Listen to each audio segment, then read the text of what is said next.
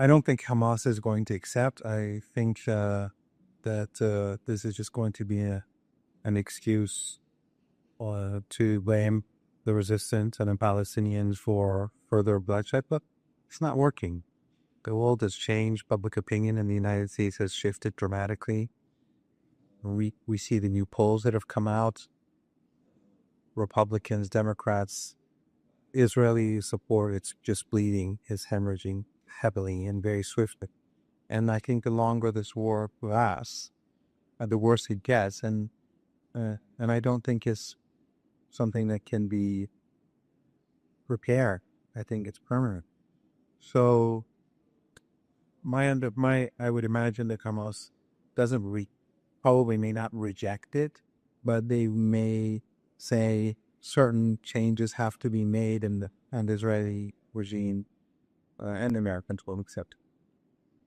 One of the issues which really stood out was the board of peace, which has to be established. So someone to govern the Palestinians, one as opposed to themselves. Who could be the best person on this planet to do that?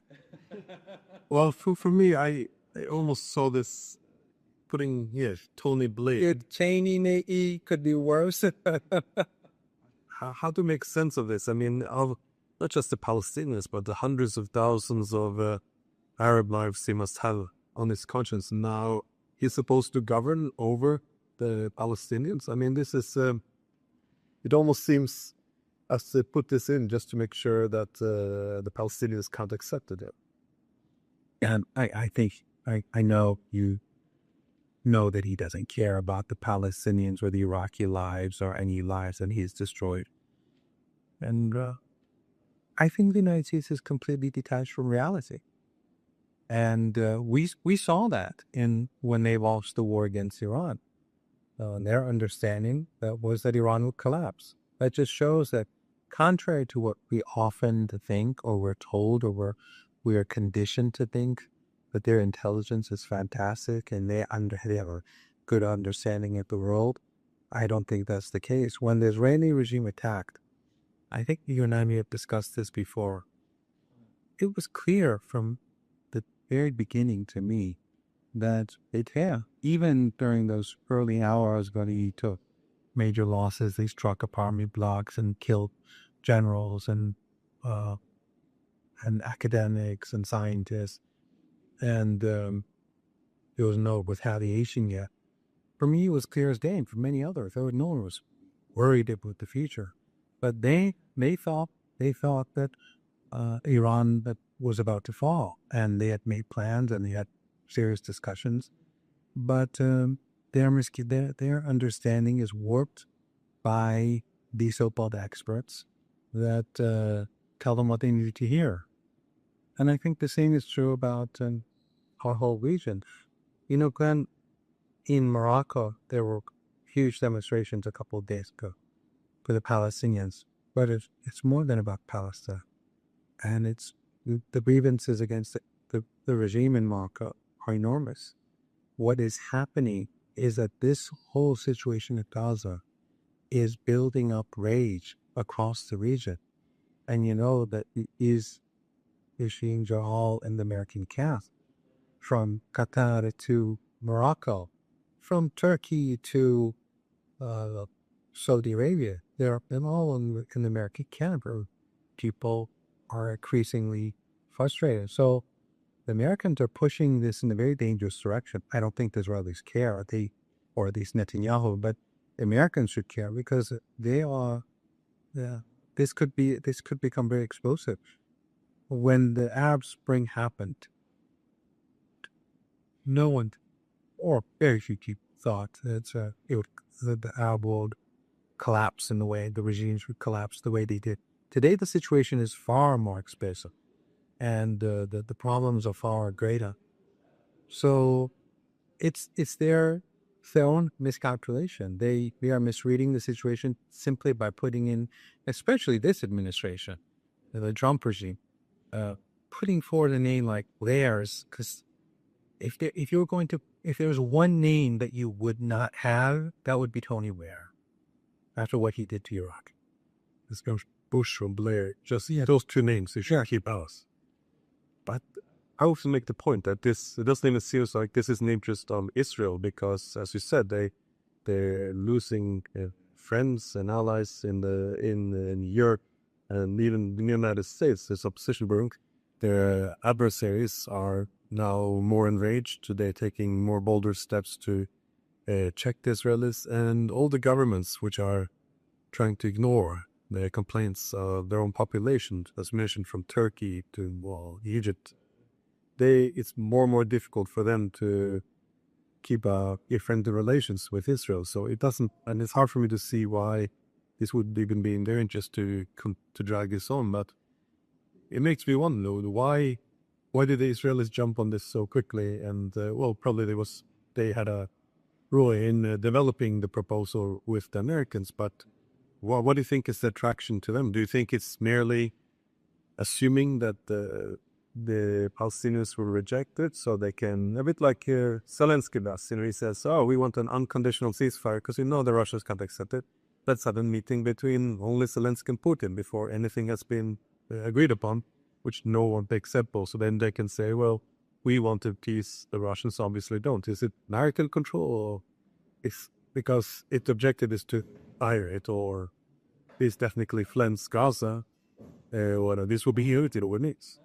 I think it's a combination. I think part of it is reading, wishful thinking, but also I think that to a large degree, they do recognize that the chances for this being accepted are very low. Right before we began the conversation, I saw that apparently Netanyahu had imposed some modifications. So from the very start, it was clear that it was a capitulation agreement, and then after his modifications, it's going to be even worse. So I don't think it's going to get anywhere. The very fact that Trump has threatened Hamas again, I think, shows that there's a lot of skepticism about them accepting. But he's done that before.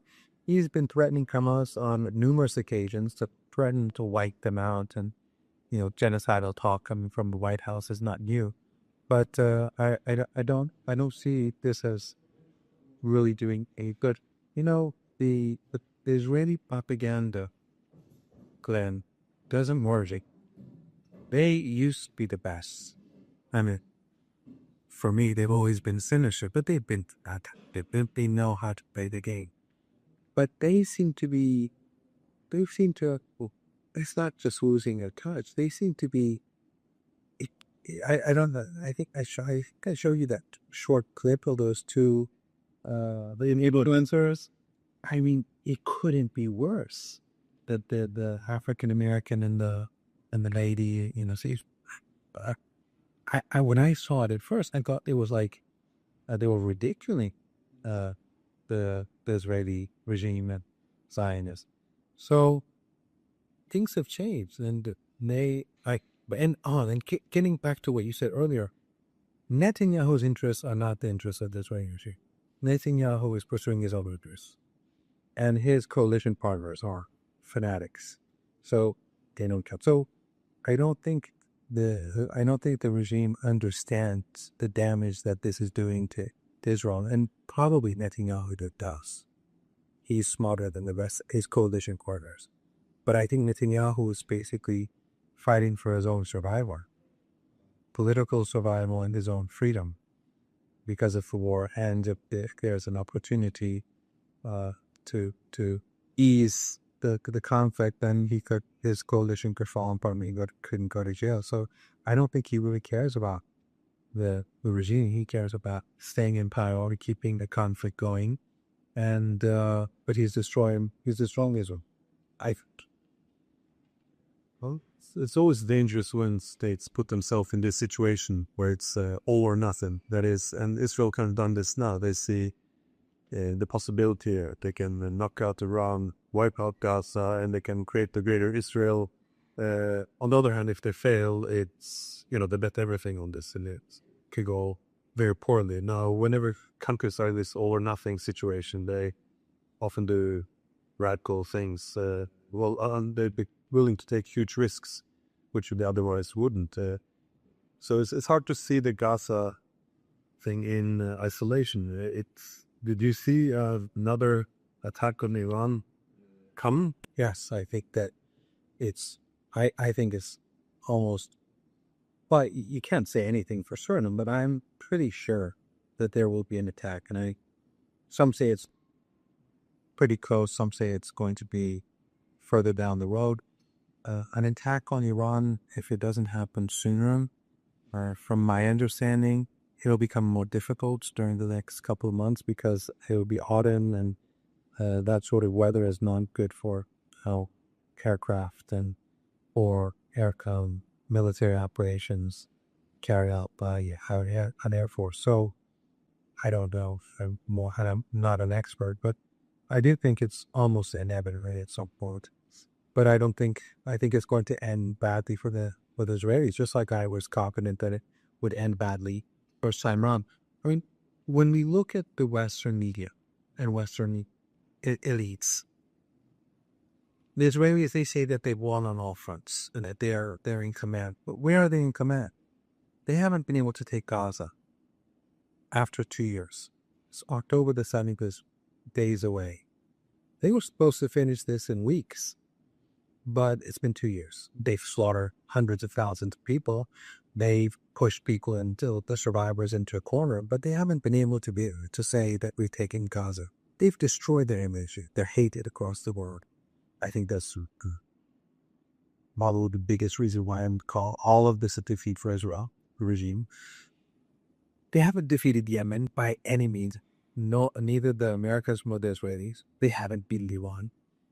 They haven't beat Hezbollah. And I think that people are increasingly appreciating Hezbollah because now they're seeing how the United States, its allies in Lebanon, the prime minister, the president, all under foreign pressure, the Saudis, Turkey, Qatar, the Americans, NATO, they're all putting pressure for them to force Hezbollah to give up its weapons. So it just shows that Hezbollah is not like Hamas. Hezbollah is surrounded by NATO. I'm surrounded by enemies of the resistance and enemies of the Palestinian people, in fact, but they still stand their ground. I think people in the past really didn't know how difficult it was for Hezbollah to fight. They thought like Hezbollah controlled Lebanon. That was never the case. They have more than half of the population on their side from different religious and ethnic groups and sects, but they never controlled the government, and the government has always been hostile. So, but Hezbollah is steadfast. So the Israelis have not gotten rid of Hezbollah. The only case where they've succeeded is Syria. But when Syria first fell, I may have said this on the show. I said that was a tactical victory for the Israeli regime. Not all, but I think it was a strategic failure. And I still believe that.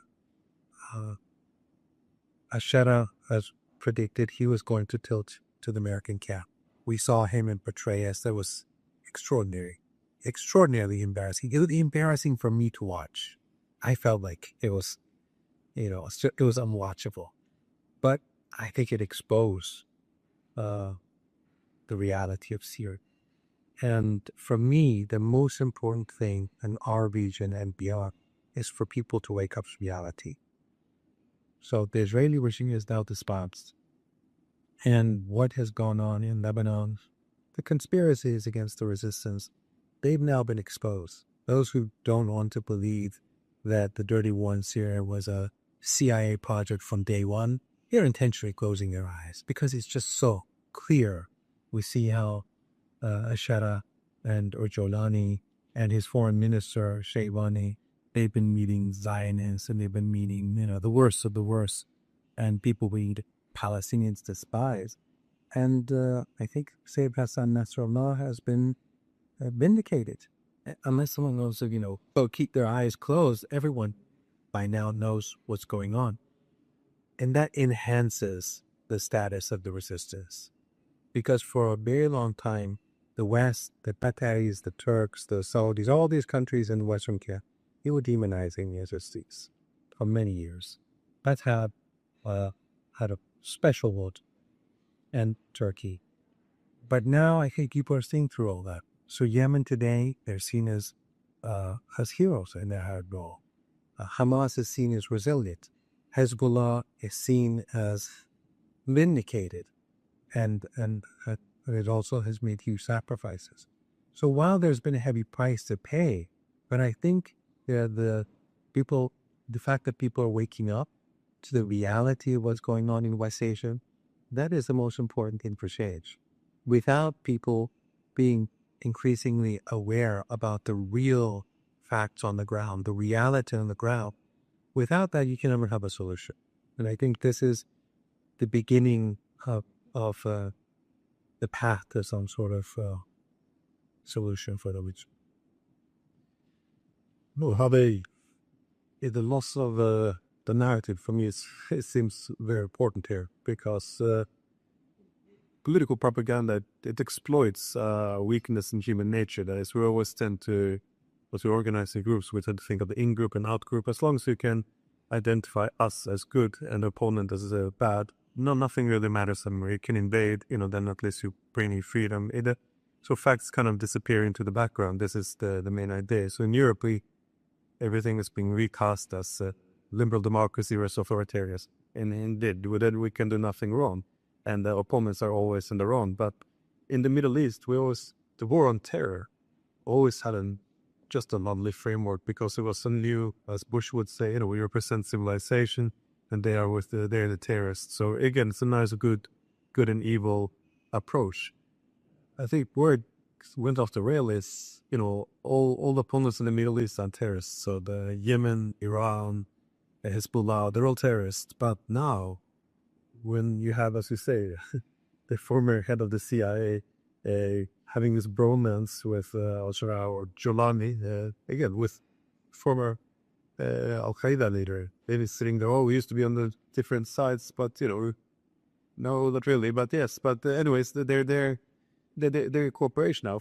And then on the other side, they see the people of Gaza being massacred, genocide. They're seeing Hezbollah fighting, Yemen also standing up as they're under attack. The whole narrative seems to shift. It's not so easy to have this civilized people versus the barbarian story anymore.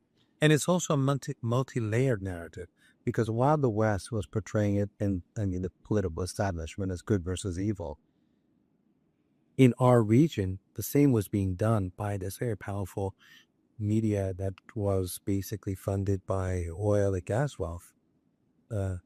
During the 7-year-long genocide war that the Saudis and the Emiratis carried out against Yemen, and they had the support of the collective West, and they had the support of Turkey and Qatar and everyone as they were carrying out the genocide. And the entire Arabic media was hostile towards Yemen. And a lot of ordinary people did not like al-Saud law because they were influenced by the narrative. But then when, of course, then Qatar and Turkey split away because of the siege and all that. But what changed was when it was Yemen that stood up for Palestine. Suddenly, all those narratives that had been created for years they were just destroyed. And now Yemen is seen as heroic. Or again, going back to Lebanon, the Qataris, the Erdogan, Saudis, and others, Saudi Arabia has moved a bit away from Wahhabism and Salafism, unlike Qatar, because Qatar's official religion is Wahhabism. But Saudis under Mohammed bin Salman shifted away from the somewhat. But in any case, they have tried to depict Hezbollah as the enemy of the enemy, and they're and to portray them as secular. But Hezbollah, from the very beginning, they were fighting to prevent Syria from falling into the hands of the Americans. That narrative has also collapsed because people are across the world are seeing Syria for what it really is now. Friends of ours, people who you and I know, they have their position. Syria has shifted. So people are waking up. Hamas used to be a tool for hammering the Palestinian people. Even now in the West, they use it, Israel. But people increasingly are saying Hamas in a different light because people are saying, well, because people are waking up to reality. It's sort of like during the 1960s in the United States, people supported the Vietnam War. And then gradually when the body bags began to come in increasingly and people started reading about Vietnam, and he saw that the story of Vietnam was not exactly what they've been told. And the anti-war movement began to, as it began to grow, increasingly people were understanding that no, this Vietnam is not the Vietnam that they're telling us that we have to go there and we have to fight and that they're communists and that they're the enemy. And I think that's what's happening in our region as well. People are seeing both the resistance in a different light, and they're seeing the Israeli regime in a different light. And so neither the Arabic media is having its impact, the oil and gas funded media, nor is Western media having the impact that it had before. And I would argue then that these regimes are increasingly putting our friends at risk. Because if just one of them gets into trouble, then I think all bets off. It does. I like what you said about the failure to hold on to the narrative, because when it came to Syria, our main argument was, I was making the point that, where's the evidence that Assad has these chemical weapons? Because he always appears to use them just as, he's winning. Yeah, this is the time when he invites foreign intervention. But, all that makes me an Assadist, and I'm denying that there's chemical weapons. But of course, once the Syrian government collapsed and he left for Moscow, Assad, what happened to there was no chemical weapons? And no journalist asks about this. So what happened? I thought I was a conspiracy theorist for arguing that he did not have a huge stacks of chemical weapons left. But then the cities, people do kind of put two and two together and realize, maybe what our governments and media tells us during wars isn't always correct. Exactly. And the irony, of course, is that the West gave Saddam Hussein chemical weapons. They gave him the military intelligence to use it. They gave him the political cover to use it. And he used it extensive, killing many Iranians and many Iraqis. The city of Halab, I was there soon after the attack. Some numbers say 6,500 people died that day in Halab in one attack. When I got there, all the bodies got removed, but I remember going to this empty town. It's a bigger city now. But the point is that the West gave them those weapons, and now they're complaining about Syria. But in Iraq, where they had the weapons, they destroyed the weapons after the first war. We all knew there were no weapons. I was in the anti-war demonstration in London before the attack on Iraq. We knew there were no chemicals. I was as an Iranian. The Iranians were against the war. They were protesting the war. They said it's illegitimate. I was a victim of chemical weapons, and I was on the streets of London saying, no, there are no chemical weapons. Don't lie. In Syria, they never used chemical weapons. And in Iraq, they were using it day and night. In Syria, they never used chemical weapons. They fabricated the story. Once he left, the story just disappeared. Okay, well, now that he's gone, tell us where they were. Apparently, he put them in a suitcase on the plane to Moscow. On the plane to Moscow. But I find it fascinating when there's no good narrative left. The solution is, let's not talk about it. It's the Nord Stream solution. Once they found out it's either Americans or Ukrainians, then let's just stop talking about it, because there's no more good stories to hear. So it's fascinating. Nothing good would come of it. and also the prison, where the whole Caesar law against Syria, which starved the country and destroyed Syria, and it's still being used to starve Syria. The Americans, they haven't removed the law. So back then it was because of all these these prisons. Well, where is the prison? Where is that those I'm going to say Syria was some utopia, or they didn't kill people. It wasn't at the end of the day, it was a Ba'athist regime. As an Iranian, then but you can never be a fan of Baathism because we fought Saddam Hussein. Syria was very different from Iraq, and it was not nearly as brutal. But obviously, the Syrian government was better than ISIS. Obviously, the Syrian government was preferable to Al Qaeda.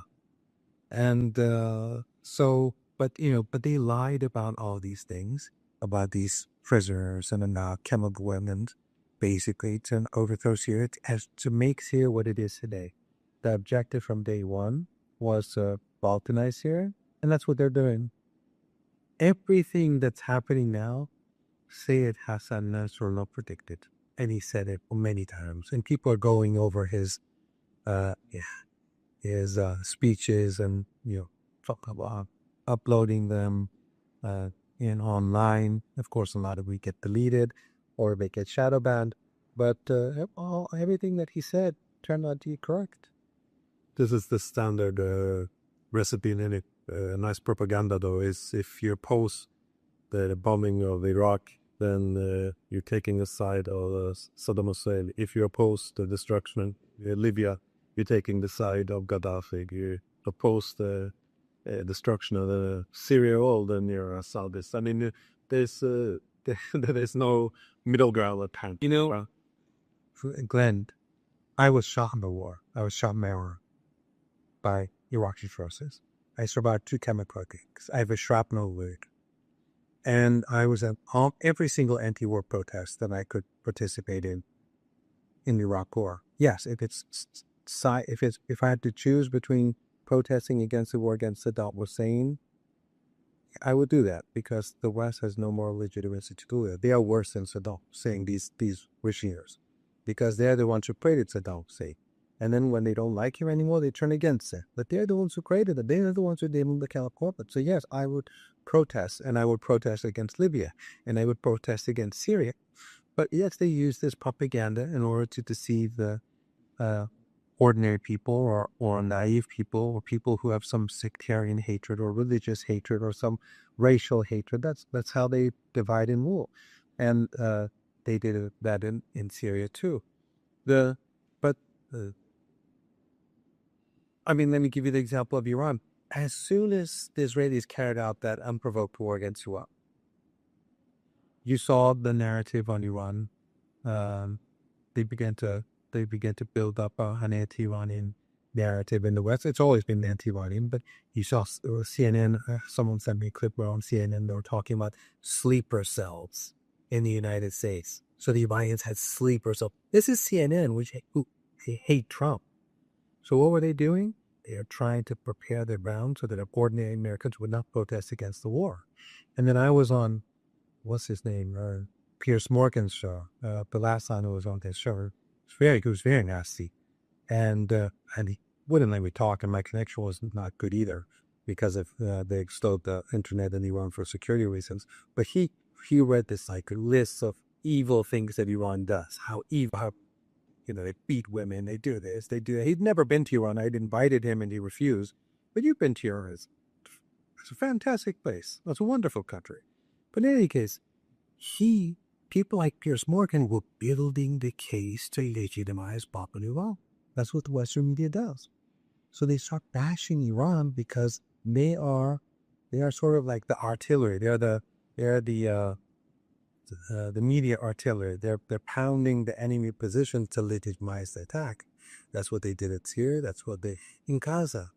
The whole hoax, the lies about rapes and child beheadings.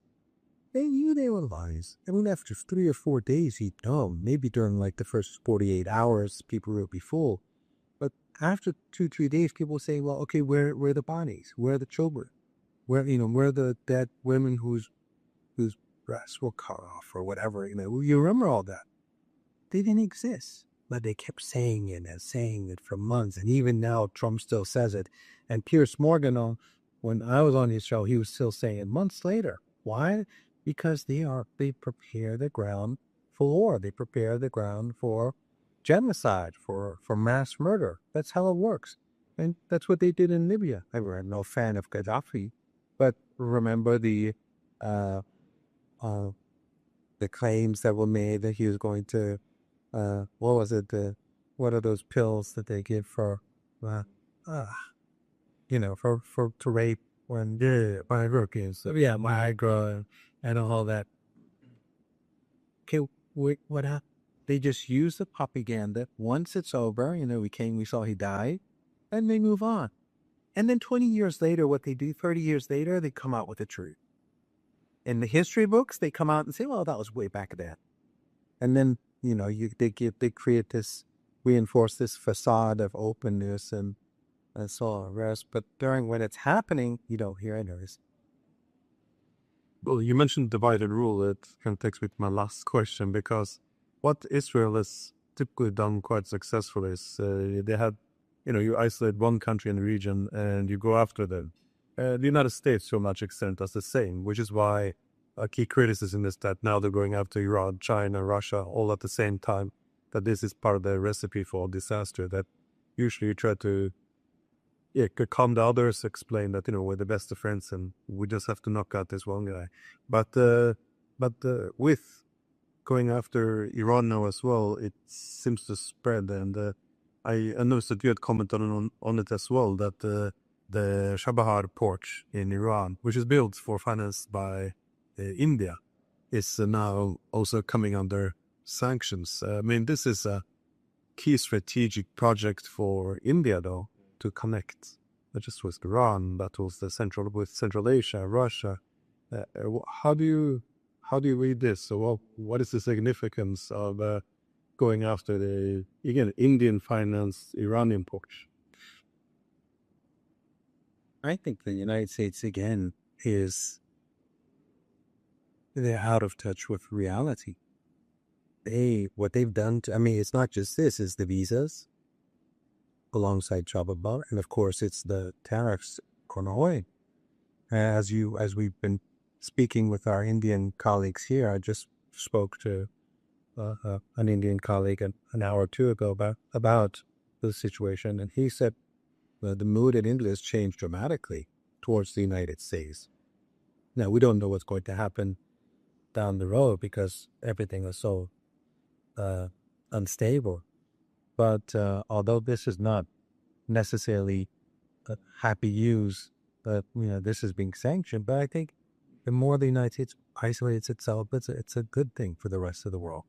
So their aggressive posture towards India, towards Brazil, is, I think, in the long run, beneficial to Iraq, to Russia, to China, to the resistance, to Venezuela. I mean, Brazil, I think, will be sort of encouraged to move closer towards Venezuela, something that they failed to do for a host of reasons over the last year. So I'm optimistic. I know that the road ahead will be bloody.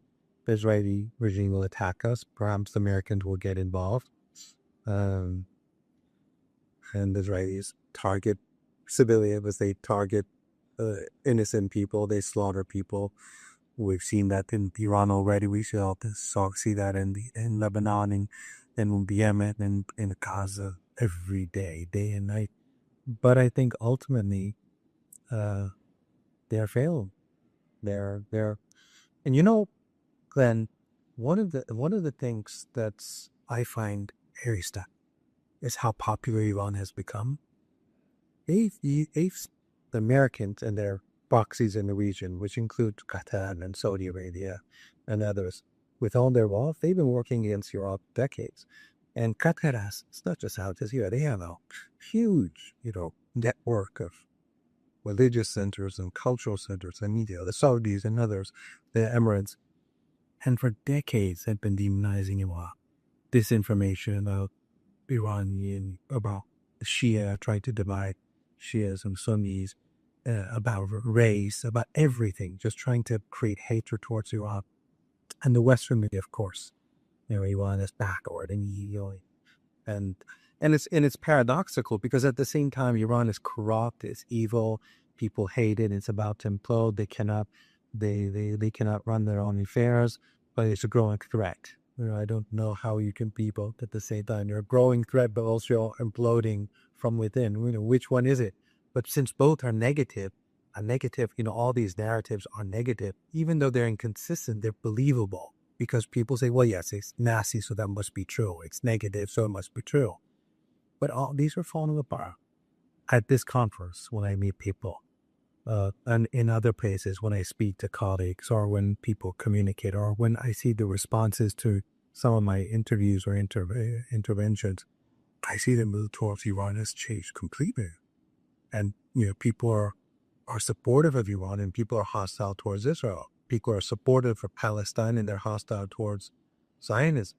This is, I think the biggest shift that we're seeing is the collapse of these narratives. The collapse of these narratives, which have existed really in in different forms for hundreds of years. If you look at Western society, and then as their hegemony grew, and then the new technologies came, they came global. They influenced the way in which we thought of ourselves. They influenced the way in which we viewed Russians. They influenced the way in which we viewed the Chinese. They influenced the way that the Chinese viewed us. But a lot of those narratives are not collapsing. I can see it, and it's been the last 2 years has been huge in this shift, and especially the last few weeks.